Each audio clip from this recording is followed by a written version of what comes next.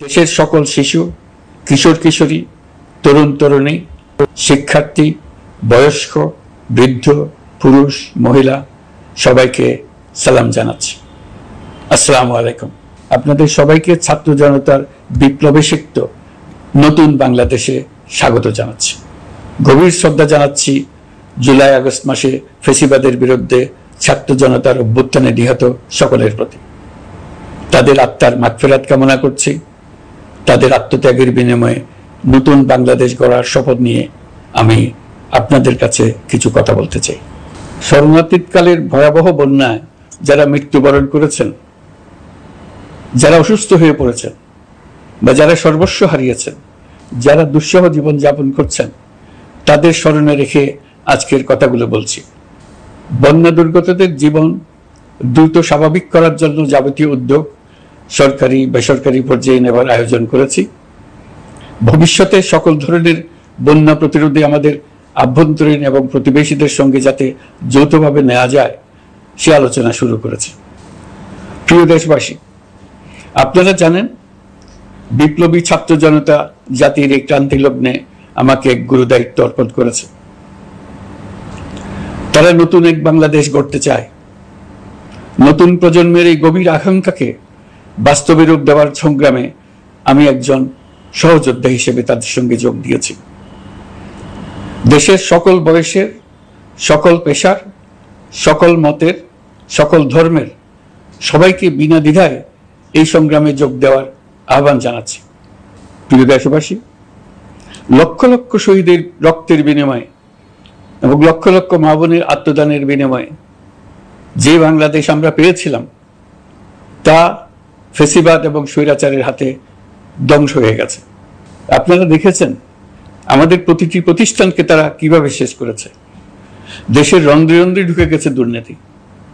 এমন এক দেশে আমাদের দেশ রূপান্তরিত হয়েছে যেখানে স্বৈরাচারের পিয়নও দুর্নীতির মাধ্যমে 400 কোটি টাকার সম্পদ করার মতো অকল্পনীয় কাজ করে গেছে নির্বিবাদে। শিক্ষা খাতকে পঙ্গু করে দিয়েছে। ব্যাংকিং ও শেয়ার বাজার খাতে লুটপাট, প্রকল্প ব্যয়ে বিশ্ব রেকর্ড, অবাধ সম্পদ পাচার, আইন শৃঙ্খলা রক্ষাকারী সংস্থাকে নিজ দলের পুতুলে রূপান্তর, বাক স্বাধীনতা হরণ, মানবাধিকার হরণ, এসবই হিমশৈলের অগ্রভাগ মাত্র। ক্ষমতা কুক্ষিগত করতে ফ্যাসিবাদী সরকার খর্ব করেছে জনগণের সাংবিধানিক ক্ষমতা ও অধিকার। দুঃশাসন, দুর্নীতি, অন্যায়, অবিচার, নিপীড়ন, বিচারের নামে প্রহসনের মাধ্যমে জনসুরক্ষা বিপন্ন করেছে। জনগণকে নির্যাতন, বঞ্চনা ও বৈষম্যের মুখোমুখি দাঁড় করিয়ে দিয়েছে। নতুন প্রজন্মের মানুষ সহ কোটি কোটি মানুষের ভোটাধিকারকে বছরের পর বছর হরণ করেছে। মানুষের এগিয়ে যাওয়ার পথে সকল ধরনের প্রতিবন্ধকতা তৈরি করে স্বৈরাচার তার নিজের, পরিবারের ও দলের কিছু মানুষের হাতে দেশের মালিকানা তুলে দিয়েছে। প্রিয় দেশবাসী, কিন্তু এই দ্বার প্রান্তে দাঁড়িয়েই আমাদের গড়তে হবে স্বপ্নের বাংলাদেশ। বৈষম্যহীন, শোষণহীন, কল্যাণময় এবং মুক্ত বাতাসের রাষ্ট্রের যে স্বপ্ন নিয়ে ছাত্র জনতা আন্দোলনে ঝাঁপিয়ে পড়েছিল, আমি তাদের সেই স্বপ্ন পূরণে অঙ্গীকারবদ্ধ। আপনাদের সবাইকে এই শুভলগ্নে তাদের স্বপ্ন পূরণে সমস্ত শক্তি নিয়ে এগিয়ে আসার আহ্বান জানাচ্ছি। তাদের স্বপ্ন আমাদের স্বপ্ন। জাতীয় জীবনে তরুণরা একটা মহা সুযোগ সৃষ্টি করে দিয়েছে। আমরা সবাইকে সুযোগ ব্যবহার করার কাজে এগিয়ে আসতে আহ্বান জানাচ্ছি। গণরোষের মুখে ফ্যাসিবাদী সরকার প্রধান দেশ ত্যাগ করার পর আমরা এমন একটি দেশ গড়তে চাই যেখানে প্রতিটি নাগরিকের মানবাধিকার থাকবে পুরোপুরি সুরক্ষিত। আমাদের লক্ষ্য একটাই, উদার, গণতান্ত্রিক, বৈষম্যহীন, অসাম্প্রদায়িক বাংলাদেশ। আমরা এক পরিবার, আমাদের এক লক্ষ্য। কোনো ভেদাভেদ যেন আমাদের স্বপ্নকে ব্যাহত করতে না পারে, সেজন্য আমরা প্রতিজ্ঞাবদ্ধ।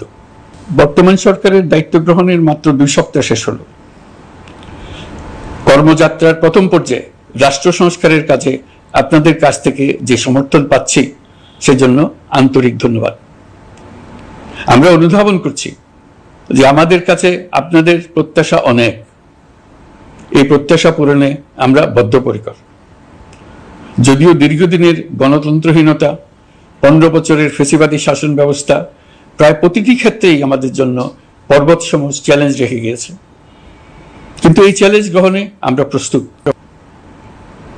আজ আমি সরকারের পক্ষ থেকে আপনাদের দোয়া ও সহযোগিতা কামনা করতে আপনাদের সামনে এসেছি।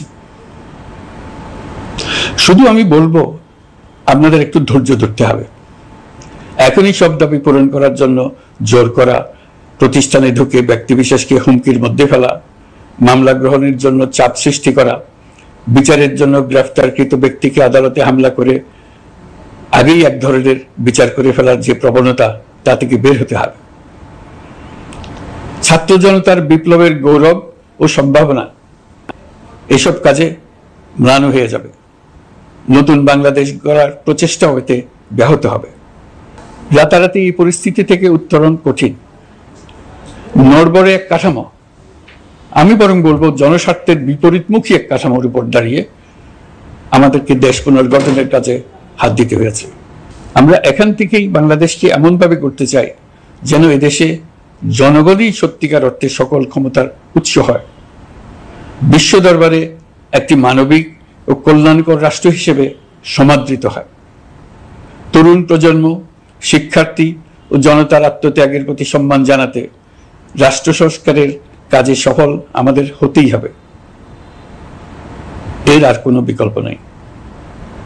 প্রিয় দেশবাসী, আপনারা ইতিমধ্যে জেনেছেন জুলাই আগস্ট মাসে গণ অভ্যুত্থানে বল প্রয়োগ ও হতাহতের যে দুঃসহ ঘটনা ঘটানো হয়েছে তার স্বচ্ছ তদন্ত করতে জাতিসংঘের মানবাধিকার কমিশনের প্রধানকে বাংলাদেশে এসে তাদের তদন্ত শুরু করতে আমরা আমন্ত্রণ জানিয়েছি। তদন্তের এই প্রক্রিয়া এই সপ্তাহে শুরু হবে। তাদের প্রথম দল ইতিমধ্যে এসে গেছে। আমরা ইতিমধ্যে ছাত্র জনতার বিপ্লবকে নস্যাৎ করতে যে শত শত মিথ্যা ও হয়রানিমূলক মামলা দায়ের করা হয়েছিল তার অধিকাংশ প্রত্যাহার করেছি এবং আটক ছাত্র জনতার মুক্তি লাভের ব্যবস্থা করেছে। পর্যায়ক্রমে মিথ্যা ও গায়েবী সকল মামলার ক্ষেত্রে অনুরূপ ব্যবস্থা গ্রহণ করে মানুষকে দুঃসহ ভোগান্তি থেকে মুক্ত করা হবে। ন্যায় বিচার নিশ্চিত করতে গণ অভ্যুত্থানের সকল শহীদ পরিবারকে পুনর্বাসন করবে। সকল আহত শিক্ষার্থী ও জনতার চিকিৎসার সম্পূর্ণ ব্যয় সরকার বহন করবে। সেই লক্ষ্যে স্বাস্থ্য মন্ত্রণালয়ের নেতৃত্বে উপদেষ্টা পরিষদে বৈষম্য বিরোধী ছাত্র আন্দোলনের প্রতিনিধিত্বকারী 2 জন উপদেষ্টার সহায়তায় একটা পূর্ণাঙ্গ তালিকা প্রস্তুত করা হচ্ছে।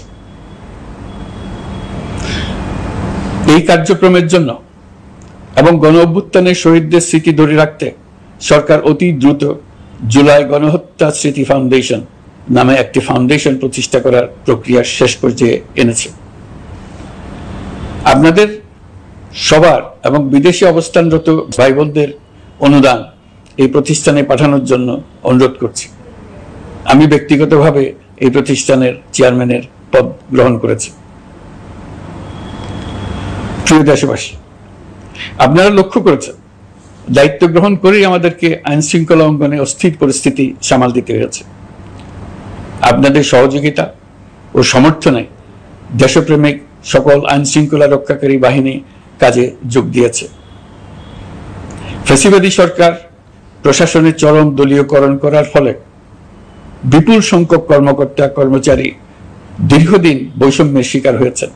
আমরা ইতিমধ্যে সংশোধনমূলক ব্যবস্থা গ্রহণ করতে আরম্ভ করেছি, তবে প্রশাসনকে গতিশীল রাখতে এবং একই সাথে সুনির্দিষ্ট পদ্ধতি অনুসরণ করে সঠিক সিদ্ধান্তে উপনীত হতে সময় প্রয়োজন।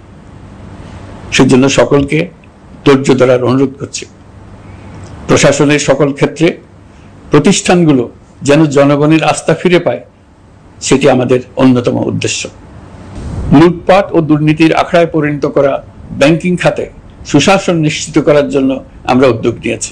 এই খাতে দক্ষ জনবল নিয়োগ দেওয়া হচ্ছে। ব্যাংকিং খাতে শৃঙ্খলা স্থাপন, ব্যবসা বাণিজ্যে সহায়ক পরিবেশ তৈরি এবং জনগণের জীবনযাপন সহজ করতে নিত্য প্রয়োজনীয় দ্রব্যমূল্য ও মূল্যস্ফীতি নিয়ন্ত্রণে আনার আমরা উদ্যোগ সচল করেছি। ব্যাংকিং খাতে দীর্ঘমেয়াদী সংস্কারের জন্য ব্যাংক কমিশন গঠন করা হবে। আর্থিক খাতে সার্বিক পরিস্থিতি ও সংস্কার বিষয়ে একটি রূপকল্প তৈরি করা হবে, যা দ্রুত জনসমক্ষে প্রকাশ করা হবে। শেয়ার বাজার, পরিবহন খাত সহ যেসব ক্ষেত্রে চরম বিশৃঙ্খলা বিরাজ করছে তা নিরসনের দ্রুত পদক্ষেপ নেওয়া হচ্ছে। বিচার বিভাগকে দুর্নীতি ও দলীয় প্রভাব মুক্ত করতে কার্যক্রম শুরু হয়েছে। একটি সুনির্দিষ্ট প্রক্রিয়ার মধ্য দিয়ে বিচার বিভাগের স্বাধীনতা ও জবাবদিহিতা নিশ্চিত করার উদ্যোগ নেওয়া হয়েছে।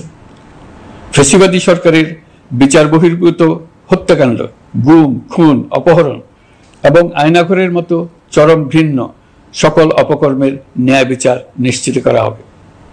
এসব অপকর্মের সঙ্গে জড়িত সকলের বিচার নিশ্চিত করা হবে। তালিকা প্রস্তুত করে মিথ্যা মামলা প্রত্যাহার করা হবে। দুর্নীতি ও সম্পদ পাচারের বিচার করা হবে। আইন শৃঙ্খলার ক্ষেত্রে জনমুখী ও দলীয় প্রভাবমুক্ত জবাবদিহিমূলক কাঠামো সৃষ্টির লক্ষ্যে পুলিশ কমিশন গঠন করা হবে। জাতিসংঘের তদন্ত প্রতিবেদন, দায়িত্বপ্রাপ্ত সকল সংস্থা ও জনগণের সাথে মত বিনিময়ের মাধ্যমে কমিশনের নেতৃত্বে প্রয়োজনীয় সংস্কার করা হবে। বাংলাদেশকে আর কোনোদিন কেউ যেন কোনো পুলিশি রাষ্ট্রে পরিণত করতে না পারে তার ব্যবস্থা করা হবে। তথ্যের অবাধ প্রবাহ ও গণমাধ্যমের স্বাধীনতা নিশ্চিত করা হবে। ফ্যাসিবাদী সরকার গণমাধ্যমের উপরও দলীয়করণ ও নির্যাতনের বোঝা চাপিয়েছিল। জনগণের তথ্যের অধিকার নিশ্চিত করতে আমরা প্রতিশ্রুতিবদ্ধ। তথ্যের প্রবাহে বিদ্যমান আইনি ও অন্যান্য বাধা অপসারণ করা হবে। মত প্রকাশের স্বাধীনতা বাধাগ্রস্ত করে এমন সব আইনের নিপীড়নমূলক ধারা সংশোধন করা হবে। ইতিমধ্যে এ ধরনের আইনগুলো চিহ্নিত করে এই প্রক্রিয়া শুরু করা হয়েছে। বিদেশি সংবাদকর্মীদের এদেশে আসার পর যে অলিখিত নিষেধাজ্ঞা ছিল, ইতিমধ্যে আমরা তা তুলে নিয়েছি। বিদেশি সাংবাদিকদের দ্রুত ভিসা দিতে সংশ্লিষ্ট কর্মকর্তাদের নির্দেশ দেওয়া হয়েছে। আমরা আশা করি পরিবর্তিত পরিস্থিতিতে গণমাধ্যম কর্মীরা নিরপেক্ষ সাংবাদিকতা চালিয়ে যাবেন। শিক্ষাক্ষেত্রে চরম নৈরাজ্য প্রতিষ্ঠিত করে গেছে বিগত সরকার। আমরা তার পূর্ণাঙ্গ সংস্কারের উদ্যোগ নেব। এটা আমাদের অন্যতম অগ্রাধিকার। আপনারা জানেন, দায়িত্ব গ্রহণের পর দ্রুততম সময়ের মধ্যে সকল শিক্ষা প্রতিষ্ঠান খুলে দেওয়া হয়েছে। শিক্ষার্থীদের জন্য সৃজনশীল, নিরাপদ ও ভীতিমুক্ত পরিবেশ নিশ্চিত করা আমাদের অঙ্গীকার। একই সাথে পাঠ্যক্রমকে যুগোপযোগী করার কাজও দ্রুত শুরু করা হবে। গণতন্ত্রকে সুসংহত করতে স্থানীয় সরকার প্রতিষ্ঠানগুলোকে শক্তিশালী করা হবে এবং ক্ষমতার বিকেন্দ্রীকরণ নিশ্চিত করা হবে। ছাত্র জনতার গণঅভ্যুত্থানকে সফল পরিণতি দিতে প্রশাসন, বিচার বিভাগ, নির্বাচন কমিশন ও নির্বাচনী ব্যবস্থা, আইন শৃঙ্খলা খাত এবং তথ্য প্রবাহে প্রয়োজনীয় সংস্কার সম্পূর্ণ করে অবাধ ও সুষ্ঠু অংশগ্রহণমূলক নির্বাচন আয়োজন করা হবে। এর লক্ষ্য হবে দুর্নীতি, লুটপাট, গণহত্যার বিরুদ্ধে একটি জবাবদিহিতামূলক রাজনৈতিক বন্দোবস্তের সূচনা। বর্তমান সরকার দুর্নীতির বিরুদ্ধে স্পষ্ট অবস্থান গ্রহণ করেছে। আমাদের সকল উপদেষ্টা দ্রুততম সময়ের মধ্যে তাদের সম্পদের বিবরণ প্রকাশ করবেন। পর্যায়ক্রমে এটা সকল সরকারি কর্মকর্তাদের ক্ষেত্রেও নিয়মিত এবং বাধ্যতামূলক করা হবে। রাষ্ট্রীয় পর্যায়ে দুর্নীতির বিরুদ্ধে ব্যবস্থা গ্রহণে সংবিধানের ৭৭ অনুচ্ছেদে প্রতিশ্রুত ন্যায়পাল নিয়োগে অধ্যাদেশ প্রণয়ন করা হবে। এবার কৃষি খাতের কথা একটু বলে। কৃষি নির্ভর বাংলাদেশে কৃষকের স্বার্থ যেন সুরক্ষিত থাকে, কৃষক যেন তার উৎপাদিত পণ্যের ন্যায্য মূল্য পায়, তা নিশ্চিত করা হবে। প্রবাসী শ্রমিকরা যেভাবে বৈষম্য বিরোধী ছাত্র জনতার আন্দোলনকে সমর্থন দিয়েছে, মুক্তিকামী জনগণ তা কৃতজ্ঞ চিত্তে স্মরণ করে। তাদের প্রতি সকল পর্যায়ে সম্মানজনক আচরণ নিশ্চিত করা হবে। বাংলাদেশের স্বাস্থ্য খাত অন্যতম দুর্নীতিগ্রস্ত খাত। জনগণের জন্য পর্যাপ্ত স্বাস্থ্যসেবা নিশ্চিত করার লক্ষ্যে স্বাস্থ্য খাতে প্রয়োজনীয় সংস্কার করা হবে। এই খাতে সংশ্লিষ্ট সকলকে জবাবদিহিতার আওতায় আনা হবে। হাসপাতালগুলোকে আধুনিকায়নের উদ্যোগ নেওয়া হবে এবং সেখানে সরকারি ডাক্তার সহ বিশেষজ্ঞদের নিয়মিত উপস্থিতি নিশ্চিত করা হবে। স্বাস্থ্যসেবা যাতে নির্দিষ্ট কিছু অঞ্চলে কেন্দ্রীভূত না থাকে, দেশের সব অঞ্চলের মানুষ সমান স্বাস্থ্যসেবা পায়, সে লক্ষ্যে প্রয়োজনীয় উদ্যোগ নিতে আমরা বদ্ধপরিকর।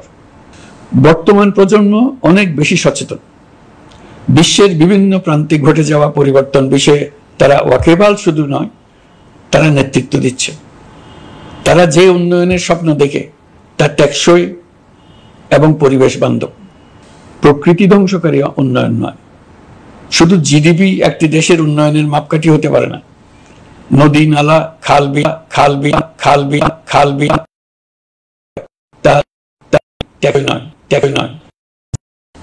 জ্বালানির বিরুদ্ধে পরিবেশবাদীদের সাথে আমাদের সরকারের অবস্থান সামঞ্জস্যপূর্ণ। জলবায়ু পরিবর্তন রোধ করতে এবং আগামী প্রজন্মের জন্য সুস্থ একটা পৃথিবী রেখে যেতে কার্বন নিঃসরণ শূন্যের কোঠায় নামিয়ে আনার বিকল্প নেই। আমাদের সরকার পরিবেশ ও জলবায়ু রক্ষায় সর্বোচ্চ গুরুত্ব দেবে। এই কার্যক্রমে তরুণ সম্প্রদায়কে সম্পৃক্ত করা হবে। ইতোমধ্যে বিভিন্ন রাষ্ট্র ও জাতিসংঘ বর্তমান সরকারের কর্মসূচির প্রতি সমর্থন ব্যক্ত করেছে। আমরা সকল রাষ্ট্রের সাথে বন্ধুত্বপূর্ণ সম্পর্ক বজায় রাখব। আমাদের পররাষ্ট্রনীতির ভিত্তি হবে পারস্পরিক আস্থা, বিশ্বাস ও সহযোগিতা। আমরা মানবাধিকার আইন সহ সকল আন্তর্জাতিক আইনের প্রতি শ্রদ্ধাশীল। আমাদের পক্ষ থেকে গুম বিষয়ক আন্তর্জাতিক চুক্তির পক্ষরাষ্ট্র হওয়া সহ বিভিন্ন পদক্ষেপ নেওয়া হয়েছে। ইতিমধ্যে পক্ষভুক্ত এমন সকল আঞ্চলিক ও দ্বিপাক্ষিক চুক্তি ও সমঝোতা বাস্তবায়ন করে যাব। আমাদের সরকার রোহিঙ্গা সমস্যার বাস্তবসম্মত সমাধানের লক্ষ্যে আন্তর্জাতিক সম্প্রদায়ের সাথে কাজ করে যাবে। আমরা জাতীয় ঐক্যে বিশ্বাসী। প্রয়োজনীয় সংস্কারের লক্ষ্যে রাজনৈতিক ঐক্যের মধ্য দিয়ে নিশ্চিত করা হবে নারী, শিশু, প্রতিবন্ধী, ধর্মীয় সংখ্যালঘু, আদিবাসী সকলেই এদেশের নাগরিক এবং সমান আইনের সুরক্ষার অধিকারী। তাদের সকলের মানবিক অধিকার সহ অন্যান্য সকল অধিকার নিশ্চিত করার উদ্যোগ নেওয়া হবে। এই জন্য আমি উপদেষ্টা পদমর্যাদা সম্পন্ন একজন বিশেষ সহকারী নিয়োগ দিয়েছি, যার দায়িত্ব হবে জাতীয় সংহতি উন্নয়ন। বন্যা কবলিত এলাকার সকল মানুষের দুর্ভোগ লাঘবে সরকার সঠিক সহায়তা দেওয়ার জন্য সরকারের যত কার্যক্রম আছে তাদের সচল করেছে। ইতিমধ্যে উপদেষ্টাবৃন্দ বিভিন্ন এলাকার দায়িত্ব নিয়ে এলাকায় গেছেন। আমার কার্যালয়ে একটা নিয়ন্ত্রণ কক্ষ স্থাপন করা হয়েছে। বন্যা পরবর্তী কার্যক্রম নেওয়া হয়েছে। ভবিষ্যতে বন্যা নিয়ন্ত্রণের জন্য করণীয় কি স্থির করার জন্য পদক্ষেপ নেওয়া হচ্ছে। দেশপ্রেমিক সেনাবাহিনী, পুলিশ, বিজিবি, র্যাবকে গুম নির্যাতনের কাজে লাগিয়ে তাদের কলঙ্কিত করা হয়েছে। তারা দেশের গৌরব। তাদেরও কিছু অতি উৎসাহী সদস্যের কারণে পুরো বাহিনীকে আমরা কলঙ্কিত দেখতে চাই না। আমরা অপরাধীদের চিহ্নিত করতে চাই এবং তাদের শাস্তি দিতে চাই, যেন ভবিষ্যতে কারো হুকুমে দেশপ্রেমিক কোনো বাহিনীর, পুলিশের, র্যাবের কোনো সদস্য হত্যাকাণ্ড, গুম ও অত্যাচারে জড়িত হওয়ার সাহস না করে। তাদের কাছে হুকুম যত বড় কর্তৃপক্ষের কাছ থেকে আসুক না কেন, তারা তা উপেক্ষা করবে। ভবিষ্যতে উপরওয়ালার হুকুমে এমন ঘৃণ্য কাজ করতে বাধ্য হয়েছে এমন ব্যাখ্যা কারো কাছে গৃহীত না হয় তার ব্যবস্থা করা হবে। আমি দেশরক্ষা বাহিনী, পুলিশ বাহিনী এবং অন্যান্য সহল বাহিনীকে নির্দেশ দিয়েছি তারা তাদের মধ্যে যারা হত্যাকাণ্ড, গুম, খুন বা শারীরিক মানসিক অত্যাচারে সরাসরি জড়িত তাদের চিহ্নিত করে বিচারের ব্যবস্থা করতে। যারা গুম হয়েছে, হত্যার শিকার হয়েছে তাদের তালিকা প্রস্তুত করতে। তাদের পরিবার সমূহকে সান্ত্বনা দেওয়ার ভাষা আমার নাই। তাদের জীবনে শান্তি ফিরিয়ে আনতে আমরা প্রচেষ্টা অব্যাহত রাখব। আমি সকল দেশরক্ষা বাহিনী ও আইনশৃঙ্খলা বাহিনীকে তাদের উপর জনগণের সম্পূর্ণ আস্থা ফিরিয়ে আনতে সকল পদক্ষেপ গ্রহণ করতে নির্দেশ দিয়েছি। গত 15 বছরের দুর্নীতি, অর্থ পাচার ও জনস্বার্থ বিরোধী চুক্তি স্বাক্ষর, প্রকল্পের নামে লুটপাট ইত্যাদি তথ্য নিয়ে একটি শ্বেতপত্র প্রণয়নের জন্য আমি ইতিমধ্যে একটি কমিটি গঠন করেছি। আমি বিভিন্ন দেশের রাষ্ট্রদূত এবং দাতা সংস্থার প্রতিনিধিদের সঙ্গে বৈঠক করেছি এবং করে যাচ্ছি। ছাত্র জনতার গণঅভ্যুত্থানের পর দেশ গঠনের জন্য সকল প্রকার আর্থিক অন্যান্য সহযোগিতার জন্য তাদেরকে অনুরোধ জানাচ্ছি। তারা এই ব্যাপারে আগ্রহ দেখাচ্ছে। তাদের কাছে আমাদের প্রস্তাব সমূহ প্রণয়ন করে দ্রুত পাঠানোর ব্যবস্থা নিয়েছে। তাদেরকে অনুরোধ জানিয়েছি তারা যেন পরিস্থিতির কারণে অতি দ্রুত অর্থ ছাড় করার ব্যবস্থা নেন। তাদেরকেও বলেছি যে অবস্থার মধ্য দিয়ে আমরা যাচ্ছি তা যেমন একটি দুর্যোগপূর্ণ সময়, তেমনি এটা জাতির জীবনে মস্ত বড় সুযোগ। এই সুযোগকে যেন আমরা পূর্ণভাবে কাজে লাগাতে পারি, সেই জন্য তাদের সহযোগিতা চেয়েছি। এই গণ অভ্যুত্থানে বিদেশে অবস্থানকারী বাংলাদেশিরা অত্যন্ত গুরুত্বপূর্ণ ভূমিকা পালন করেছেন। জাতি তাদের অবদান বিশেষভাবে স্মরণ করবে। নতুন বাংলাদেশ গড়ার কাজে আমরা তাদের অংশগ্রহণ চাইব। আমাদের একটি লক্ষ্য হবে বিদেশগামী এবং প্রত্যাবর্তনকারী প্রত্যেক প্রবাসী শ্রমিককে মর্যাদা ও সম্মানের সঙ্গে দেশে আসা এবং যাওয়া নিশ্চিত করা। সে ব্যাপারে শিগগিরই পদক্ষেপ নেওয়া হবে। বিদেশে অবস্থানরত সকলের কাছে আমার আবেদন, তারা যেন তাদের উপার্জিত অর্থ অফিসিয়াল চ্যানেলে দেশে পাঠান। দেশের অর্থনৈতিক সংকট উত্তরণে এই অর্থ বিশেষভাবে প্রয়োজন। কি কি ব্যবস্থা নিলে তাদের জন্য অফিসিয়াল চ্যানেলে অর্থ পাঠানো সহজ হবে সেটা সম্বন্ধে আমরা তাদের পরামর্শ নেব। সারা দেশ ঘুষের মহাসমুদ্রে নিমজ্জিত। কিভাবে ঘুষ থেকে আমরা মুক্ত হতে পারি তার জন্য আমাদের পরামর্শ দেন। শুধু এই কাজটা নিয়ে অগ্রসর হতে পারলেই আমি মনে করি দেশের জন্য এই সরকার একটা গুরুত্বপূর্ণ অবদান রেখে গেছে বলে স্মরণীয় হয়ে থাকবে। আমি কথা দিচ্ছি, এই ব্যাপারে আমি আমার সর্বশক্তি নিয়োজিত করব। আমাদের দায়িত্ব দেশের সকল মানুষকে একটি পরিবারের বন্ধনে আবদ্ধ করা। পরিবারে মতভেদ থাকবে, বাকবিতণ্ডা হবে, কিন্তু আমরা ভাই বোন, আমরা বাবা মা, আমরা কেউ কারো শত্রু না। কাউকে তার মতের জন্য শত্রু মনে করব না, কাউকে ধর্মের কারণে শত্রু মনে করব না, কাউকে লিঙ্গের কারণে শত্রু মনে করব না। আমরা সবাই সমান, কেউ কারো উপরে, কেউ কারো নিচে না। এই ধারণা আমরা জাতীয় জীবনের সর্বক্ষেত্রে প্রতিষ্ঠিত করতে চাই। একটা বিশেষ ব্যাপারে আমরা আপনাদের সহযোগিতা চাচ্ছি। আমাদের দায়িত্ব গ্রহণের পর থেকে প্রতিদিন সচিবালয়ে, আমার অফিসের আশেপাশে, শহরের বিভিন্ন স্থানে সমাবেশ করা হচ্ছে। গত 16 বছরের অনেক দুঃখ কষ্ট আপনাদের জমা আছে, সেটা আমরা বুঝি। আমাদের যদি কাজ করতে না দেন তাহলে দুঃখ গোছানোর সকল পথ বন্ধ হয়ে যাবে। আপনাদের কাছে একান্ত অনুরোধ, আমাদের কাজ করতে দেন।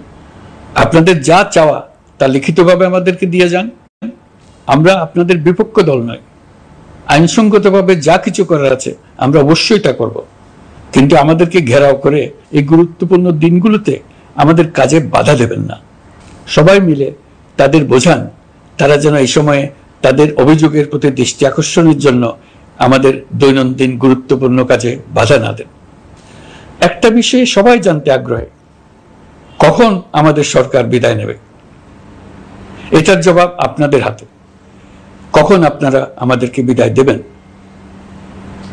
আমরা কেউ দেশ শাসনের মানুষ নই।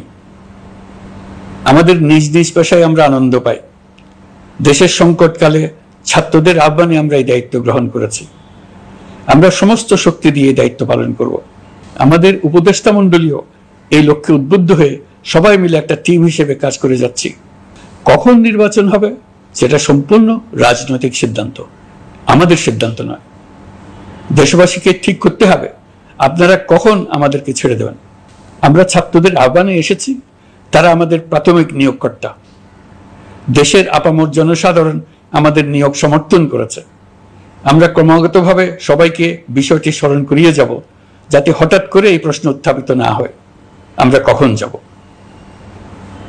তারা যখনই বলবে আমরা চলে যাব। আমরা সংস্কারের অংশ হিসেবে নির্বাচন কমিশনকেও সংস্কার করব।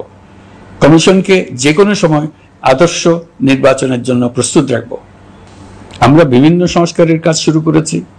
দেশবাসীকে অনুরোধ করব একটা আলোচনা শুরু করতে। আমরা সর্বনিম্ন কি কি কাজ সম্পূর্ণ করে যাব, কি কি কাজ মোটামুটি করে গেলে হবে। এই আলোচনার মাধ্যমে আমরা একটা দিক নির্দেশনা পেতে পারি। তবে চূড়ান্ত সিদ্ধান্ত রাজনৈতিক সিদ্ধান্ত, সেটা রাজনৈতিক আলোচনা থেকেই আসবে।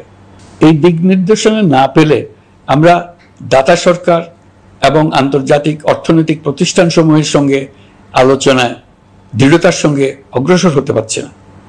আমি নিশ্চয়তা দিচ্ছি, আমরা আমাদের পক্ষ থেকে মেয়াদ বৃদ্ধির কোনো প্রশ্ন তুলব না। আমরা আপনাদের সকলের দোয়া চাই। যে কদিন আছি সেই সময়টুকু উপদেষ্টা মণ্ডলীর প্রত্যেকে নিজ নিজ সাধ্যমতো দেশের এই সংকটকালে সংকট উত্তরণে যেন নিজ নিজ মেধা সাধ্যমতো কাজে লাগাতে পারি। নতুন বাংলাদেশ গড়ার যে সুযোগ ছাত্র জনতার রক্তের বিনিময়ে আমরা অর্জন করলাম, আমরা আমাদের মতানৈক্যের কারণে সেটা যেন হাতছাড়া করে না ফেলে, এটা আমরা নিশ্চিত করতে চাই। এই সুযোগ এবার হারিয়ে ফেললে আমরা জাতি হিসেবে পরাজিত হয়ে যাব। শহীদ, আহত এবং জীবিত ছাত্র জনতার কাছে আমরা প্রতিজ্ঞাবদ্ধ থাকতে চাই, আমরা এই অর্জনকে কিছুতেই হারিয়ে যেতে দেব না। যে সুযোগ তারা আমাদেরকে দিয়েছে তার মাধ্যমে আমাদের দেশকে পৃথিবীর একটি শ্রদ্ধেয়, সকল দিকে দৃষ্টান্ত স্থাপনকারী দেশে পরিণত করতে আমরা শপথ নিয়েছি।